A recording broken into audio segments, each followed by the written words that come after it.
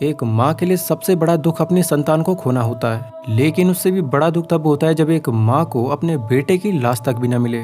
एक लाचार माँ की कोई भी मदद करने के लिए तैयार न हो और वो माँ दर दर अपने बेटे की लाश को ढूंढने के लिए भटकती रहती है, लेकिन हर बार उसके हाथ निराशा लगती है।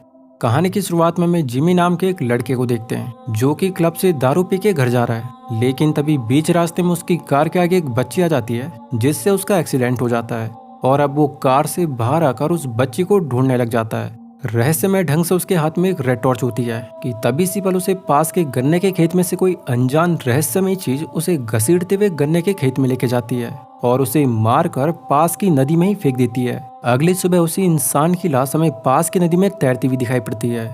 इसके बाद के सीन में हमें इस मूवी के मेन कैरेक्टर हैना को दिखाया जाता है जो कि अभी बिलिन नाम के एक गांव के लिए जा रही है, लेकिन ये शहर से गांव क्यों जा रही है? तो दरअसल इसके बेटे जोई को कुछ वक्त पहले सिम्किंस नाम के एक सीरियल किलर ने इसी गांव में मारा था। सिम्किंस नाम के उस पागल इंसान ने पहले 5 बच्चों को किडनैप किया था जिन्हें बाद में उसने मार भी दिया था, लेकिन जोई यानी कि हैना के बेटे की लाश आज तक हैना को नहीं मिली, जबकि सब बच्चों की लाश उनके पेरेंट्स को मिल चुकी है। सिम्किंस नाम के उस सीरियल किलर को बाद में पुलिस हिरासत में ले कि इससे पहले सिम्किंस सुसाइड कर लेता है और जोई की मौत हमेशा एक रहस्य बन जाती है। इसलिए हैना अपने बेटे की मिस्ट्री को सॉल्व करने के लिए और उसकी लाश को पाने के लिए इस गाँव में आई हुई है ताकि वो अपने बेटे का अंतिम संस्कार सही से कर पाए। रास्ते में हैना को वही एक्सीडेंट हुआ मिलता है जो कि कल रात को हुआ था और अब तक पुलिस भी वहां पे आ चुकी है। हैना ब्लिन गांव में पहुंच जाती है और जॉन और एली से मुलाकात करती है जो कि उसे रहने के लिए घर उसे रेंट पे देते हैं। एली का बिहेवियर काफी रूड होता है, लेकिन जॉन हैना को बताता है कि बीतते समय के साथ वो उसके साथ घुल मिल जाएगी। इसी रात को जब हैना सो जाती है तो उसे एक भयानक नाइटमेयर आता है जिसमें सिम्किंस ने फांसी लगाई हुई है। अगले दिन वो मॉर्निंग वॉक से लौटते वक्त गन्ने के खेत के पास एक स्टोन का स्पाइरल स्ट्रक्चर देखती है जिसको वो समझ नहीं पाती, लेकिन ये स्ट्रक्चर काफी रहस्यमय लगता है। बाद में वो न्यूज़पेपर के कुछ कटआउट्स को देखती है जिसमें सिम्किंस नाम के उस सीरियल किलर के बारे में होता है। इसी वक्त यहाँ पे जॉन भी आ जाता है और उसे लगता है कि हैना एक जर्नलिस्ट है जो कि यहाँ पर रिसर्च के लिए आई हुई है। तो अब जाके हैना सब कुछ जॉन को बता देती है कि वो यहाँ पर अपने बेटे जोई को ढूंढने आई हुई है जिसे सिम्किंस नाम के एक आदमी ने किडनैप करके मार दिया था। तो जॉन यहाँ पे मदद करने की बजाय उसे बताता है कि वो इस गांव को छोड़कर वापस शहर के लिए निकल जाए। इस बात को सुन हैना काफी हर्ट हो जाती है। यहाँ पर जॉन जैसे ही सिम्किंस का नाम सुनता है तो वो हड़बड़ा जाता है, मानो कि जैसे सिम्किंस के साथ उसका कोई गहरा रिश्ता रहा हो। इसी रात हैना देखती है कि पास के गन्ने के खेतों में रेड लाइट ऑन की हुई है। आज की रात एली और जॉन ने हैना को डिनर के लिए इनवाइट किया होता है, तो पास में उनकी बेटी की एक फोटो देखकर हैना उन दोनों से पूछती है कि उनकी बेटी कितने साल की है। तो इस पे हैना को पता लगता है कि कुछ साल पहले उनकी बेटी वायलेट की मौत एक बस एक्सीडेंट में हो गई थी। मैक्स नाम के एक बच्चे को बचाने की कोशिश में बस नदी में जा गिरी जिसमें मौजूद 6 के 6 बच्चों की जान चली गई और उनकी बेटी वायलेट भी उनमें से एक थी। उस हादसे में सिर्फ बस ड्राइवर ही बचने में कामयाब हो पाया, लेकिन एली को आज भी लगता है कि उनकी बच्ची वायलेट कभी नहीं मरी, बल्कि वो कुछ समय के लिए उनसे दूर जा चुकी है। यहाँ पर हैना जॉन से गन्ने के खेतों में लगी रेड लाइट के बारे में पूछती है, तो यहाँ पे जॉन उसे बताता है कि वहीं पर उन सब बच्चों की मौत हुई थी, तो रेड लाइट उनकी याद में ही वहाँ पे लगाई जाती है। लेकिन असल में यहाँ पे माजरा कुछ और ही होता है। इसी रात जब हैना सोने जाती है तो फिर से उसे एक डरावना सपना आता है जिसमें कोई अनजान शख्स किसी को नदी में डुबो रहा है, जिससे फिर से एक और बार डर के मारे हैना की नींद टूट जाती है। अगले दिन वो सिम्किंस के घर जाती है ताकि वो वहाँ पर कुछ सबूत का पता लगा पाए, लेकिन तभी यहाँ पे विल्किंस नाम के एक पुलिस वाला आता है जो कि हैना को देख के शॉक हो जाता है। ये पुलिस वाला वही ऑफिसर होता है जिसने कि जोई को ढूंढने का काम बंद कर दिया था क्योंकि जोई की लाश उसे कहीं भी नहीं मिली थी। तो यहाँ पर हैना उसे बताती है कि उसने कभी भी गन्ने के खेतों के बीच कभी छानबीन नहीं करी और उन्हीं गन्ने के खेतों में जोई की लाश हो सकती है। लेकिन अपने जवाब में ऑफिसर विल्किंस उसे बताता है कि वो यहाँ से वापस चले जाए क्योंकि ये जगह उसे पागल कर देगी। इसी रात हमें कुछ बच्चों को नदी के किनारे से गन्ने के खेतों में आते हुए दिखाया जाता है और जब रात को एली और जॉन सो जाते हैं तो रात में जॉन की नींद टूट जाती है और वो देखता है कि एली वहां से गायब हो चुकी है। वो जल्दी से अपने गाड़ी को स्टार्ट कर एली को ढूंढने गन्ने के खेतों के बीच निकल जाता है। यहाँ पर हम देखते हैं कि गाड़ी की हेडलाइट भी रेड कलर की होती है और हम समझ जाते हैं कि रेड लाइट का कुछ न कुछ ताल्लुक इस गाँव से जरूर है, क्योंकि यहाँ पर किसी के पास कुछ हो न हो रेड लाइट सबके पास होती है। जॉन को एली गन्ने के खेतों के बीच मिल जाती है जिसे वो वापस घर ले आता है और यहाँ पे हमें ये भी मालूम पड़ता है कि एली अजीब तरह से बिहेव कर रही है, मानो कि जैसे वो पूरी तरह से हिप्नोटाइज्ड हो। इधर हैना को एक अजीब तरह की डरावनी आवाज सुनाई पड़ती है और जब वो बाहर बालकनी में आती है तो इसी पल हमें दिखाया जाता है कि एक लड़का गन्ने के खेत से हैना को गुस्से भरी नजरों से देख रहा है और असल में ये एक बच्चे की आत्मा होती है। अगली सुबह हैना जब मॉर्निंग वॉक पे जाती है तो तभी वो अपने सामने दो बच्चों को देख लेती है जो कि अगले ही पल उसकी आंखों से ओझल हो जाते हैं। वो उन बच्चों का पीछा करती है कि तभी आगे जाकर उसे एली मिल जाती है। हैना एली से उन दो बच्चों के बारे में पूछती है तो एली कहती है कि यहाँ पर तो कोई बच्चे ही नहीं है। हैना समझ जाती कि वो बच्चे नहीं थे बल्कि उन बच्चों की आत्मा थी जो कि बस एक्सीडेंट में मारे गए थे। अब रात होती है और हमें दिखाया जाता है कि हैना के बेड के बगल में एक लड़का बैठा हुआ है जो कि पिछली रात उसे गन्ने के खेत से गुस्से भरी नजरों से देख रहा था। इस बच्चे का नाम मैक्स होता है और इसके भी उसी बस एक्सीडेंट में मौत हो गई थी। हैना की जैसे ही आंख खुलती है तो वो मैक्स की आत्मा को देख लेती है और वो इतनी बुरी तरह डर जाती है कि हड़बड़ाहट में वो हल्ला करते हुए बाहर आ जाती है। अब तक यहाँ पे जॉन भी आ जाता है और वो एक रेड टॉर्च लेकर हैना के घर की छानबीन करने लगता है, लेकिन जॉन को वहाँ पे कुछ भी नहीं मिलता। तो अब वो एक रेड टॉर्च हैना को भी पकड़ा देता है और उसे बताता है कि ये सब उसका एक वहम होगा।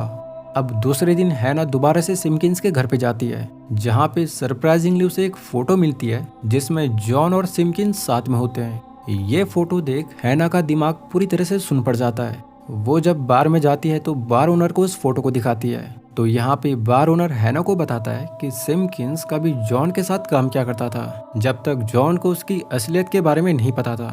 साथ ही सिम्किंस ने जिमी और टॉम के लिए भी काम किया था। तो घर आकर हैना जॉन से टॉम के बारे में पूछती है तो यहाँ पर जॉन उसे बताता है कि टॉम उसी बस का ड्राइवर था जो कि उस दिन बस को चला रहा था और वही एकमात्र उस एक्सीडेंट में बचा हुआ है। तो अब हैना सीधे टॉम के पास पहुंच जाती है और उससे पूछती कि वो एक्सीडेंट कैसे हुआ था। साथ ही वो उसे अपने बेटे के बारे में पूछती है और कहती है कि उसने सिम्किंस के साथ काम किया हुआ है तो वही उसके बेटे जोई के बारे में उसे बता सकता है। टॉम यहाँ पर उसे बताता है कि वो एक्सीडेंट क्ले के बेटे मैक्स की वजह से हुआ था जो कि अचानक से साइड से बस के आगे आ गया था, जिसे बचाने के चक्कर में बस ने कंट्रोल खो दिया और बस नदी में जा गिरी।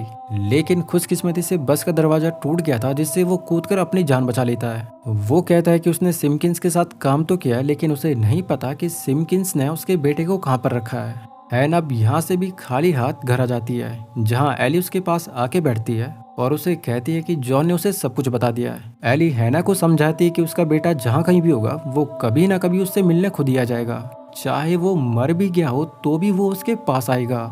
एली की ये बात सुन हम सब शॉक हो जाते हैं। एली बताती है कि उस बस वाले हादसे के बाद सारे गांव वाले मिलकर उस गन्ने के खेत की कटाई करने वाले थे, लेकिन अफसोस ये है कि अब ये कभी नहीं होगा। हैना को दोबारा वही पत्थरों का स्पाइरल शेप नदी के किनारे दिख जाता है जो कि अभी तक एक रहस्य बना हुआ है कि आखिर उसका मतलब है क्या। अब एक रात को हैना अपने कमरे में किसी के फुटस्टेप्स दिख जाते हैं जिससे वो काफी घबरा जाती है कि तभी इसी पल उसके छत से भी किसी के चलने की आवाज आने लगती है। हैना काफी सहम जाती है और हमें दिखाया जाता है कि हैना के घर की छत पर अभी कुछ बच्चे खड़े हैं जो कि निश्चित ही उन बच्चों की आत्मा है जो कि बस हादसे में मारे गए थे। अगली सुबह जब हैना उठती है तो उसे बाहर बेंच पर अपने बेटे जोई के शूज दिख जाते हैं जिन्हें देख वो अपने बेटे की याद में रोना शुरू कर देती है। लेकिन ये शूज यहाँ पे कौन रख के गया। हैना पुलिस ऑफिसर विल्किंस को भी अपने बेटे जोई के शूज दिखाती है और कहती है कि वो प्लीज उसके बेटे को ढूंढने में उसकी मदद करे, वो बस उसका अंतिम संस्कार सही ढंग से करना चाहती है। तो यहाँ पे विल्किंस उसे कहता है कि उसके साथ जरूर किसी ने प्रैंक किया होगा, तो बेहतर यही होगा कि अपने बेटे को ढूंढना बंद कर दे और वापस शहर चले जाए क्योंकि ये गांव काफी भयानक है और वो यहाँ पे पागल हो जाएगी। लेकिन हैना कहती है कि जब तक उसे अपना बेटा नहीं मिल जाता तब तक वो यहाँ से नहीं जाएगी। इसी रात फिर से छत में हैना को किसी के चलने की आवाज आती है तो अब वो टॉर्च लेकर बाहर जाती है तो देखती है कि छत पर तो कुछ भी नहीं है। तभी उसके पीछे से कई गाड़ियां गन्ने के खेत की तरफ जा रही होती है और हैना को ये काफी अजीब लगता है तो वो भी गन्ने के खेतों में पहुंच जाती है जहां पर वो एक भयानक चीज देखती है कि एली अपनी बेटी वॉयलेट से मिल रही है जो कि असल में वॉयलेट की आत्मा होती है। हैना ये देख पूरी तरह कांप जाती है कि तभी इसी पल यहाँ पे मैक्स की आत्मा भी आ जाती है जो कि हैना को देख लेता है। हैना अब मैक्स की स्पीड से बचते हुए दौड़कर घर में आ जाती है। अब जॉन भी हैना को उनके गांव से जाने के लिए कहता है। हैना इस घटना के बाद जैसे तैसे रात बिताती है और दूसरे दिन वो मैक्स के पिता के पास पहुंच जाती है जो कि अब होमलेस हो चुके हैं। हैना उनसे मैक्स के बारे में पूछती है कि मैक्स के साथ आखिर हुआ क्या था। तो फिर वो हैना को बताते हैं कि मैक्स साइकिल से जब घर की ओर आ रहा था कि तभी वो बीच रास्ते में सिम्किंस को देख लेता है जो कि किसी की लाश को गाड़ के आ रहा था। अब जैसे ही मैक्स सिमकिंस को देखता है तो सिमकिंस मैक्स के पीछे उसे मारने के लिए पड़ जाता है और इसी बीच मैक्स की साइकिल बस के रास्ते में आ गई थी और बस का ड्राइवर टॉम मैक्स को बचाने के चक्कर में बस को झटके से मोड़ देता है और बस बेकाबू होकर नदी में जा गिरी, जिसमें कि सारे बच्चों की मौत हो गई थी लेकिन मैक्स अभी भी बचा हुआ था। तो फिर सिमकिंस ने मैक्स को नदी में डुबोकर मार दिया था। साथ ही मैक्स के पिता हैना को बताते हैं कि उसे सब पता है कि गन्ने के खेतों में क्या क्या होता है, लेकिन वो ये सब नहीं करता क्योंकि लोग पागल हो चुके हैं। घर वापस आते वक्त हैना देखती है कि किसी ने उसकी गाड़ी के शीशे पर फक ऑफ लिखा हुआ है, यानी कि इस गांव के लोग उसे बिल्कुल भी पसंद नहीं कर रहे हैं। इसी शाम हैना को सिमकिंस के घर में एक आत्मा दिख जाती है और रात को जब वो सोने जा ही रही थी कि तभी उसे अपने पीछे एक लड़की की आत्मा दिख जाती है जो कि असल में जॉन की बेटी वायलेट की होती है। हैना डरते हुए उससे पूछती है कि आखिर उसे क्या चाहिए, तो वायलेट हैना को बताती है कि जोए के जूते भी उसी ने बेंच पर रखे थे, ये सोच के कि हैना को अपने बेटे के जूते याद होंगे। साथ ही वायलेट की आत्मा उसे बताती है कि मैक्स चाहता है कि वो इस गांव से चले जाए वरना वो उसे मार देगा। हैना रोते हुए वायलेट से अपने बेटे के बारे में पूछती है कि वो अभी कहाँ पे है। अगर उसे एक बार उसका बेटा मिल जाए तो वो खुद ही इस गांव को छोड़कर हमेशा के लिए चली जाएगी। तो वायलेट की आत्मा हैना को अपने पीछे आने के लिए कहती है और उसे गन्ने के खेतों के बीच लेके जाती है। वो हैना को एक जगह पे लेके जाती है जहाँ पर एक गन्ने की डाल पर जोई के सूलेस बांधे हुए थे। हैना समझ जाती है कि सिमकिंस ने उसके बेटे को इसी जगह पे गाड़ा हुआ है, तो वो वहीं पर फूट फूट कर रोने लगती है कि तभी इसी पल यहाँ पे मैक्स की आत्मा भी आ जाती है और वायलेट हैना को तुरंत यहाँ से भागने के लिए कहती है। हैना यहाँ से तुरंत घर की तरफ भागती है कि मैक्स की स्पीड भी उसका पीछा करने लगती है। घर पहुँचते ही हैना दरवाजा बंद कर देती है, लेकिन वो देखती है कि मैक्स की आत्मा पहले से ही अंदर आई हुई है और मैक्स की आत्मा उसे कुछ नुकसान पहुंचाए कि रेड लाइट टॉर्च से हैना उसको भगा देती है। अगले दिन हैना ट्रॉय नाम के एक आदमी से मिलती है जिसे कि वो अपने अकेलेपन और आत्माओं से बचने के लिए घर पे लेके आ जाती है। ट्रॉय भी उसे बताता है कि हाल ही में उसने अपनी बहन को खो दिया है जो कि उसके लिए सब कुछ थी, लेकिन अगले ही पल वो हैना को गांव में रहने के लिए ऑब्जेक्शन उठाने लगता है, जिसके बाद वो हैना को मारने की भी कोशिश करता है कि तभी यहाँ पर जॉन आकर उसे गन पॉइंट पे ले लेता है और उसे यहाँ से भगा देता है। जॉन यहाँ पर हैना को एक बहुत ही बड़ा राज बताता है कि सिमकिंस और कोई नहीं बल्कि उसका ही नाजायज बेटा था जो कि दिमागी रूप से पूरी तरह एक पागल था और वो एक कातिल बन गया। हैना अब जॉन को संभालती है और उसे बताती है कि उन्हें किसी भी हालत में गन्ने के खेतों को जलाना होगा ताकि उस खेत में फंसी आत्माओं को मुक्ति मिल सके। लेकिन जॉन उसे बताता है कि इस गांव के लोग उसे ऐसा नहीं करने देंगे क्योंकि इस खेत की वजह से वो आज तक अपने बच्चों से मिल पा रहे हैं। लेकिन हैना उसे समझाती है कि वायलेट की आत्मा भी उसे मिली थी और वो भी अब मुक्त होना चाहती है। जॉन भी अब ये करने के लिए तैयार हो जाता है। जॉन अब अपने गैराज में पेट्रोल और माचिस लेने जाता है कि तभी बाहर उसे मैक्स की आत्मा मार देती है। यहाँ पर हम एक अजीब चीज ये नोटिस करते हैं कि जहाँ सारे बच्चों की आत्मा बिल्कुल शांत होती है तो वहीं मैक्स की आत्मा बिल्कुल ही हिंसक और वायलेंट होती है और इसका रीजन ये है कि मैक्स के पिता आज तक अपने बेटे की आत्मा से मिलने नहीं आए और आज तक मैक्स अपने पिता का इंतजार कर रहा है। जॉन को मरा देख हैना एली को यहाँ पे बुलाती है और एली ये देख फूट फूट कर रोने लगती है। वहीं हैना तुरंत पेट्रोल लेके खेतों में चली जाती है और पेट्रोल छिड़क कर वो पूरे खेत को जलाना शुरू कर देती है और देखते ही देखते पूरा खेत खाक होने लगता है। एली भी यहाँ पे आती है और वो फूट फूट कर रोने लगती है कि आखिर हैना ने उसके साथ ये क्यों किया। अब वो अपनी बेटी वायलेट से कभी नहीं मिल पाएगी। बेचारी एली का पूरा परिवार यहाँ पे छिन जाता है, लेकिन हैना उसे सांत्वना देती है और कहती है कि आज के बाद वायलेट की आत्मा इस दुनिया से मुक्त हो जाएगी। उन्होंने ही अभी तक उस आत्मा को बांध के रखा हुआ था। गन्ने का सारा खेत जल जाता है और अब हैना एक पुलिस ऑफिसर को लेके वायलेट की बताई जगह पर खुदाई करवाती है और आखिरकार हैना को वहाँ पर अपना बेटा जोई मुर्दा हालत में मिल जाता है। एक माँ के अपने मरे हुए बेटे को ढूंढने की तलाश अब पूरी हो जाती है और वो जी भरकर अपने बेटे की याद में आंसू बहाती है और आखिरकार वो अपने बेटे का अंतिम संस्कार अब सही से कर सकती है। गांव से जाते वक्त एली उसके पास आती है और हैना उसके गले लग जाती है। हैना शहर आकर अपने बेटे का अंतिम संस्कार करती है और ये कहानी यहीं पे खत्म हो जाती है। आइए अब आपके मन में उठ रहे सवालों के जवाब जान लेते हैं, जैसे कि मैक्स की आत्मा इतनी बुरी क्यों थी जबकि बाकी बच्चों की आत्मा काफी अच्छी है और किसी को नुकसान नहीं पहुंचाती, और साथ ही रेड लाइट से आखिर कैसे आत्माओं को भगाया जा सकता है। तो दरअसल इस मूवी के हिसाब से रेड लाइट से भूत और प्रेतों को तकलीफ होती है क्योंकि रेड कलर की वेवलेंथ सबसे ज्यादा होती है, जिससे भूत तो छोड़ो लेकिन हम इंसानों को भी इंटेंस रेड टॉर्च से तकलीफ होती है। रही बात मैक्स के गुस्से की, तो मैक्स की आत्मा भी कोई बुरी आत्मा नहीं थी, बल्कि जहां सारे बच्चों के पेरेंट्स अपने बच्चों की आत्माओं से मिलने आते थे तो वहीं मैक्स के पेरेंट्स कभी भी मैक्स से मिलने नहीं आए।